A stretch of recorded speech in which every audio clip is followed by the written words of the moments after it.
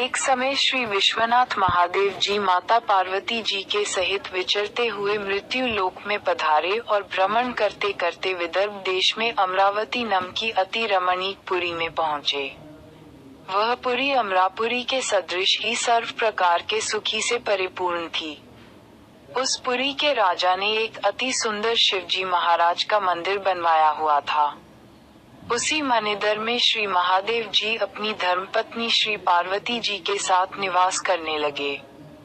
एक समय पार्वती जी ने अपने पति को प्रसन्नचित देखकर मन बहलाने की इच्छा से उनसे चौसा खेलने का आग्रह किया। श्री महादेव जी ने अपनी प्राण प्यारी की बात मानकर चौसा खेलना प्रारंभ किया। उसी समय उस मंदिर का पूजा के निमित्त मंदिर में आया और श्री पार्वती जी ने उस पुजारी ब्राह्मण से प्रश्न किया कि इस चौसा की बाजी में किसकी जीत होगी। भाग्यवश ब्राह्मण बिना विचारे ही बोल उठा कि श्री महादेव जी की जीत होगी। परंतु हुआ ड इसके विरुद्ध और थोड़ी देर में बाजी समाप्त होने पर श्री पार्वती जी की जीत गई। इस पर पार्वती जी को ब्राह्मण के झूठ बोलने के कारण बहुत क्रोध आया और उसको श्राप देने के लिए तैयार हो गई।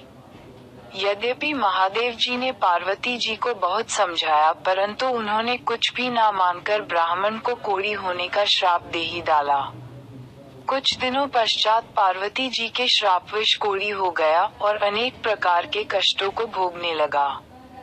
जब इस प्रकार उसको कष्ट भोगते हुए बहुत दिन हो गए तो एक दिन स्वर्ग की अप्सराएं श्री शिव जी की पूजा करने के लिए उस मंदिर में आई और पुजारी जी की सारे शरीर के कोढ़ से दुखी देखकर दयाभाव से पूछा तो ब्राह्मण ने विनाश की वह श्री शिव जी और पार्वती जी के चौसा खेलने तथा पार्वती जी के श्राप देने की सब कथा उनकी सुनाई।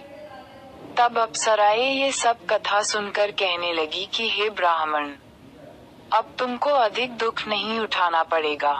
भगवान शंकर की कृपा से तुम्हारे सब दुख दूर हो जाएंगे।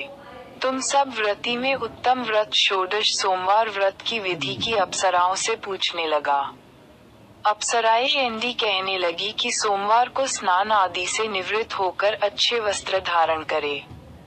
फिर आधा किलो खूब अच्छी तरह शुद्ध भुने हुए गेहूं का आटा लेकर उसका प्रसाद बनावे और उसके 3 भाग कर ले। फिर चंदन, अक्षत, एंडी फूल, धूप, नैवेद्य, पुंगीफल, बेलपत्र, यज्ञोपवीत आदि द्वारा प्रदोष काल में इन भगवान शंकर का पूजन भक्ति और श्रद्धा से युक्त होकर करे।